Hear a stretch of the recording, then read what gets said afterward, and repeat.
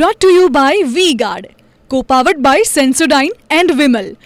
બોલો ઝુબા કેસરી. અને હવે વાત ભાવનગરની. ભાવનગરના પણ વાતાવરણમાં અચાનક જ પલટો જોવા મળ્યો હતો.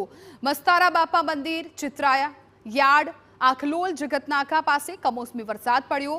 નારી ચોકડી અને વર્તેજ સહિતના વિસ્તારોમાં વરસાદી માહોલ જોવા મળ્યો. અંતરિયાળ વિસ્તારોમાં પણ ક્યાંક ક્યાંક ઝરમર વરસાદ પડ્યો હતો. ભાવનગર પંથકમાં પણ વરસાદી માહોલ છે એ જામ્યો હતો. ખાસ કરીને મસ્તારા બાપા વિસ્તાર છે એ મંદિર અને ત્યારબાદ ચિત્રાયાર્ડ, આખલોલ જગતનાકા પાસે કમોસમી વરસાદ પડ્યો હતો અને આ સાથે નારી ચોકડી અને વર્તેજ સહિતના જે વિસ્તારો છે ત્યાં પણ વરસાદી ઝાપટા આવ્યા હતા. જે અંતરિયાળ વિસ્તારો છે ત્યાં પણ ક્યાંક ક્યાંક ધીમી ધારે ઝરમર વરસાદ છે એ પડ્યો હતો.